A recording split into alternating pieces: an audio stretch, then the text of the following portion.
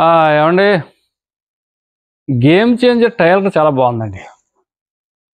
చాలా బాగుంది. ఎందుకో కానీ రామ్ చరణ్ గారు లుక్ చాలా డిఫరెంట్గా ఉంది ఇందులో. ఇందులో దిల్ రాజు భారీ బడ్జెట్తో తీస్తున్న సినిమా అండి ఇది. శంకర్ గారి దర్శకత్వం, శంకర్ గారి డైరెక్షన్ అంటేనే అద్భుతం.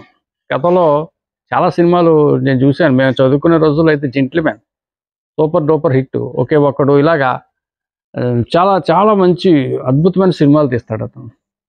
రోబో ఒకటి, ఇలాగా. మరి ఈ గేమ్ చేంజర్ కూడా మరి నేను అనుకుంటా ట్రైలర్ చూసిన తర్వాత నాకు ఎందుకో కొత్తగా కనపడి, మరి కథ ఎలా ఉంటుందో, దర్శకత్వం ఎలా ఉంటుందో, మ్యూజిక్ ఎలా ఉంటుందో ఇవన్నీ పక్కన పెడితే ట్రైలర్ అయితే ఓకే. ఇందులో ఇతను ద్విపాత్రాభినయం అట మన రామ్ చరణ్ గారు. ఒక పాత్రలో రాజకీయ సంబంధించిన యువకుడిగా ఉంటాడట, ఒక పాత్రలో ప్రభుత్వ అధికారిగా కనిపిస్తాడట. రెండు డిఫరెంట్ రోల్స్. ఎస్జే సూర్య ఇందులో విలన్గా యాక్ట్ చేస్తున్నాడు. పెద్ద పెద్ద తారాగణం ఉన్నారు ఇందులో. శ్రీకాంత్, సునీలు, ఇలాగా పెద్ద ఆర్టిస్టులు పెట్టుకున్నారు. భారీ బడ్జెట్ సినిమా. జనవరి 10న మరి రిలీజ్ కాబోతుంది.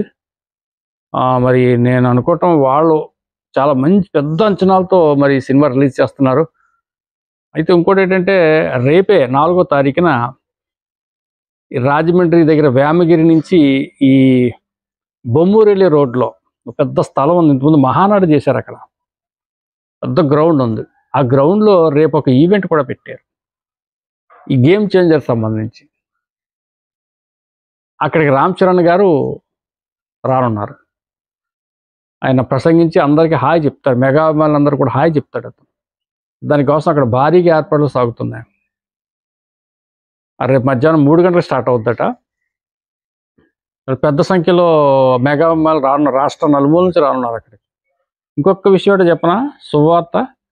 ఆ కార్యక్రమానికి, రేపు జరగబోయే కార్యక్రమానికి మన డిప్యూటీ సీఎం పవన్ కళ్యాణ్ గారు చీఫ్ గెస్ట్గా అటెండ్ కానున్నారు. నాగేంద్రబాబు గారు వీళ్ళందరూ ఉంటారు, వరుణ్ తేజ్ వీళ్ళందరూ ఉంటారు, మెగా ఫ్యామిలీ. కానీ చీఫ్ గెస్ట్గా మన డిప్యూటీ సీఎం అటెండ్ కానున్నారు. సో చెప్పాలంటే రేపు గోదావరి, ఉభయ గోదావరి జిల్లాలకు సెంటర్ పాయింట్ అది.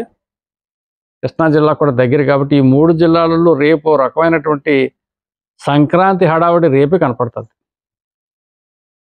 ఆ తర్వాత సినిమా రిలీజ్కి ఎలా ఉంటుందో ఏంటో మనం వేచి చూద్దాం. Thank you.